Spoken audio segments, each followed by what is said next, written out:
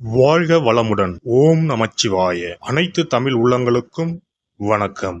2025ஆம் ஆண்டு மார்ச் மாதம் நடைபெற உள்ள சனி பெயர்ச்சியால் எந்தெந்த ராசிக்காரர்களுக்கு ஏழரை சனி, அஷ்டம சனி, கண்டக சனி, அர்த்தாஷ்டம சனி நடைபெறப் போகிறது. இதனால் மேசம் முதல் மீனம் வரை 12 ராசிகளுக்கு 2025இல் எப்படி இருக்கும் என்பதனை பற்றி விரிவாக காண்போம். நீண்ட நாட்களாக தனது கும்பராசியில் அமர்ந்திருந்த சனி பகவான் தற்போது கும்பராசியில் இருந்து வெளியேறி குரு பகவானின் ஆதிக்கத்தில் உள்ள மீனராசியில் பிரவேசிக்க உள்ளார். திருக்கணித பஞ்சாங்கத்தின்படி 2025ஆம் ஆண்டு மார்ச் மாதம் 29ஆம் தேதி இரவு 9:44 கும்பராசியில் உள்ள புரட்டாதி நட்சத்திரம் 3ஆம் பாதத்தில் இருந்து மீனராசியில் உள்ள புரட்டாதி நட்சத்திரம் 4ஆம் பாதத்திற்கு பெயர்ச்சியாக உள்ளார். முதலில் நாம் காண இருப்பது ஏழரை சனி.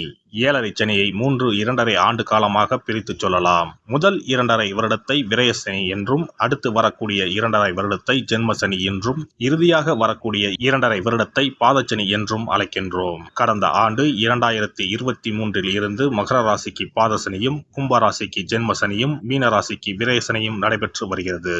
இனி வரக்கூடிய சனி பெயர்ச்சியால் மேச ராசிக்காரர்களுக்கு ஏழரை சனி ஆரம்பித்து அடுத்த 2.5 வருடம் விரயசனி நடைபெற உள்ளது. மீன ராசிக்கு விரயசனி முடிந்து ஜென்மசனியும், கும்பராசிக்கு ஜென்மசனி முடிந்து பாதசனியும் நடைபெற உள்ளது. மகர ராசிக்காரர்கள் ஏழரை சனியில் இருந்து முழுமையாக விடுதலை அடைய உள்ளீர்கள். ராசிக்கு 4ஆம் இடத்திற்கு சனி பகவான் வரும் பொழுது நடைபெறுவது அர்த்தாஷ்டம சனியாகும். ராசிக்கு 7இல் சனி பகவான் வரும்போது நடைபெறுவது கண்டக சனியாகும். ராசிக்கு 8இல் சனி பகவான் வரும்போது அஷ்டம சனி நடைபெறும்.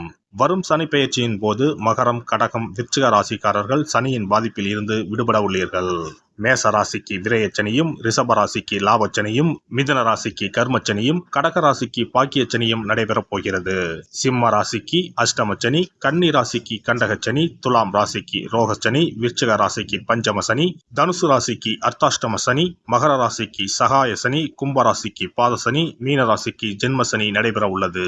இனி இந்த பெயர்ச்சியால் உங்கள் ராசிக்கு உண்டாகும் சுபபலன் என்ன என்பதனையும், அசுப பலன் ஏற்படுமாயின் ராசிக்காரர்கள் செய்ய வேண்டிய பரிகாரம் என்ன, வழிபட வேண்டிய தெய்வம் யார் என்பதனை பற்றியும் விரிவாக காண்போம்.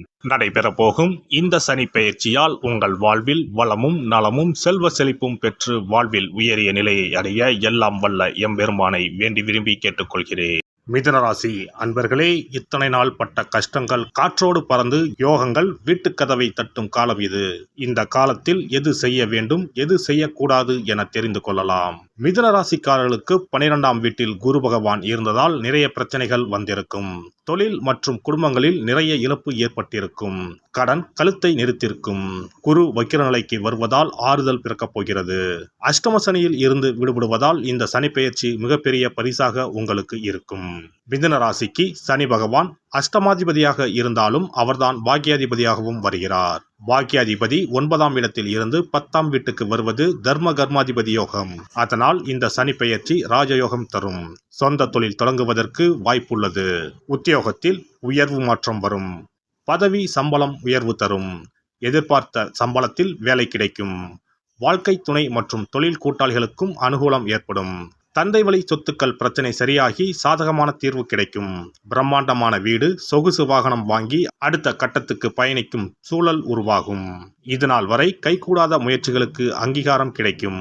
பொருளாதார ரீதியாக மட்டுமில்லாமல் உங்கள் திறமையை அனைவரும் பாராட்டி அங்கீகரிப்பார்கள். பெயர், புகழ், அந்தஸ்து உயரும். தைரியம் அதிகரிக்கும். சனி திசை நடப்போர் வேலை தொழிலில் கொடிகட்டி பறப்பார்கள். உள்நாடு மற்றும் வெளிநாடு இரண்டிலும் சிறப்பான வாய்ப்புகள் வந்து சேரும். வாழ்க்கையில் மிகப்பெரிய முன்னேற்றம் உறுதியாக நடக்கும்.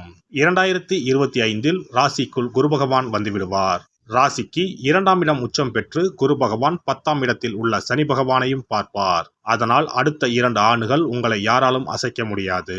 கலை மற்றும் காவல்துறையில் நல்ல உயர்வு கிடைக்கும். புகழ் தேடி வரும். ஏமாற்றங்கள் எல்லாம் கலைந்து மனநிறைவு ஏற்படும். கணவன் மனைவிக்கு அந்யோன்யம் அதிகரிக்கும். ஆரோக்கியத்திலும் முன்னேற்றம் ஏற்படும். விரயசனி என்பதால் சுப செலவுகள் வரும், திருமண யோகம் உண்டு. அதே நேரத்தில் இந்த காலகட்டத்தில் பொருளாதாரத்தில் சற்று கவனமாகவும் இருக்க வேண்டும். ராசியில் உள்ள குரு ஜென்ம குருவாக வருவதால் பொருளாதாரத்தில் உங்களை சிலர் தவறாக வழிநடத்துவதற்கும் வாய்ப்புள்ளது. முதலீட்டில் புதியவர்களை நம்பாமல் கவனமாக இருப்பது நல்லது. மாணவர்களுக்கு புதிய வாய்ப்புகள் உருவாகும். உங்கள் துறை சார்ந்த விஷயங்களில் புதிய முயற்சிகளை மேற்கொள்ள முடியும். இரவு நேரத்தை தவிர்த்து காலை நேரம் கல்வியில் கவனம் செலுத்தினால் அதிக மதிப்பெண் எடுக்க முடியும். தொழில்நுட்பம், ஊடகம் மற்றும் தளவாடங்கள் சார்ந்த விஷயத்தில் நல்ல முன்னேற்றம் இருக்கும். வரும் வாய்ப்புகளை சரியாக பயன்படுத்திக் கொள்ள வேண்டும். பெண்களை பொறுத்தவரை வாக்குஸ்தானத்தில் செவ்வாய் பகவான் அமர்வதால் வார்த்தைகளில் கவனமாக இருக்க வேண்டும். நிதானத்தை கடைபிடிப்பது அவசியம். தொழிலில் அதீத உழைப்பும் அதற்குண்டான பலனும் கைமேல் கிடைக்கும். சிறப்பு பரிகாரம். நவ கிரகங்களில் சனி பகவான் நீதி தவறாதவர். அவரவர் கர்ம வினைகளுக்கு உரிய பலனை தவறாமல் வழங்குபவர். பொதுவாக சனி பெயர்ச்சி என்றாலே எல்லோரும் பயப்படுவார்கள். அப்படி பயப்பட வேண்டிய அவசியமே இல்லை. சனி பகவானால் பாதிப்புகள் ஏற்படும் பட்சத்தில் பாதிப்பில் இருந்து விடுபட பல எளிய பரிகாரங்கள் உள்ளன. ஒரு கைப்பிடி பச்சரிசியை எடுத்துக்கொண்டு அதை நன்றாக பொடி செய்து கொள்ள வேண்டும். பிறகு சூரியனை வழிபட வேண்டும். சூரியனை வழிபட்ட பிறகு குளக்கரையிலோ மரத்தின் அடியிலோ உள்ள விநாயகரை 3 முறை வலம் வந்து வழிபட்டு விட்டு பொடி செய்த பச்சரிசி மாவை தரையில் போட வேண்டும். அப்படி போடும் மாவை எறும்புகள் எடுத்துச் செல்லும். குறிப்பாக வன்னி மரத்தின் அடியில் இருக்கும் விநாயகரை வலம் வருவது மிகவும் விசேஷம். இந்த பரிகாரத்தை எப்போதுமே தொடர்ந்து செய்வது மிகவும் நல்லது. ஒருவருக்கு சனி தசை வந்துவிட்டால் அவருக்கு சந்தேக புத்தி வந்துவிடுகிறது. யார் சொல்வதையும் ஏற்றுக்கொள்ள மாட்டார்கள். குறிப்பாக அஷ்டமத்து சனி மிகவும் கஷ்டப்படுத்திவிடும்.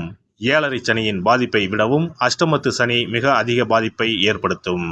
அஷ்டம சனி நடப்பவர்கள் சனியினால் ஏற்படக்கூடிய பாதிப்புகளில் இருந்து விடுபட பின்கூறும் நியதிகளை கடைபிடித்தால் பாதிப்புகளின் தாக்கத்தில் இருந்து விடுபடலாம். சனி தசை நடக்கும்போது எந்த செயல் செய்தாலும் தாமதமாகும். அதற்காக கோபப்படக்கூடாது. பொறுமையாக இருக்க பழகிக்கொள்ள வேண்டும். தினமும் காகத்துக்கு எள் கலந்த சாதம் வைக்கவும். பிரதோஷ பூஜைகளில் பங்கேற்பது நல்லது. சனிக்கிழமை தோறும் சனி பகவானுக்கு இரும்பு அகல் விளக்கில் நல்லெண்ணெயில் தீபம் ஏற்றி வழிபடவும். கருங்குவளை மலர்களால் சனி பகவானுக்கு அர்ச்சனை செய்து வரலாம். வன்னி மர இலைகளை மாலைகளாக தொடுத்து சிவபெருமானுக்கு சனிக்கிழமை தோறும் சாற்றி வணங்கி வழிபடவும். சனிக்கிழமை அன்று அசைவ உணவு கண்டிப்பாக சாப்பிடக்கூடாது. சனிக்கிழமை தோறும் நல்லெண்ணெய் குளியல் செய்தால் கெடுதல் குறையும். விநாயகர் வழிபாடு செய்யலாம். அனுமன் வழிபாடு சனி பகவானின் தொல்லைகளை குறைக்கும்.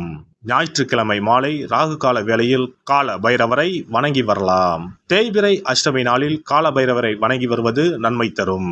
ஏழை மாணவர்களின் படிப்பு செலவுக்கு உதவலாம். சனி பிரதோஷ வழிபாடு செய்வது சிறப்பு. அன்னதானத்துக்கு உதவி செய்யலாம். சித்தர்களின் பீடங்கள், ஜீவ சமாதி பீடங்களுக்கு சென்று வணங்கி வழிபடலாம். வன்னி மரத்தை சுற்றி வந்து வணங்க வேண்டும். இதனால் சனி பகவானின் கொடுமையான பாதிப்புகள் விலகிவிடும். பிரதோஷ காலத்தில் சிவபெருமானுக்கு வில்வ இலை கொடுத்து வணங்க வேண்டும்.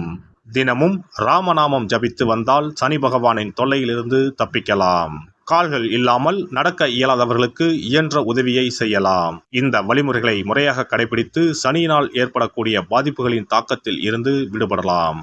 எல்லாம் வல்ல இறையருளால் நீங்களும் உங்கள் அன்பு குடும்பமும் உடல் நலம், நீலாயுள், நிறை செல்வம், உயர் புகழ், மெய்ஞானம் ஓங்கி வாழ்க வளமுடன். இந்த வீடியோ பதிவு உங்களுக்கு பிடித்திருந்தால் லைக் பண்ணுங்க, கமெண்ட் பண்ணுங்க, ஷேர் பண்ணுங்க. மறக்காம சப்ஸ்கிரைப் பண்ணுங்க. பக்கத்துல இருக்கிற பெல் பட்டனை கிளிக் பண்ணுங்க. நன்றி, வணக்கம். ஓம் நமச்சிவாய. சிவாய நம.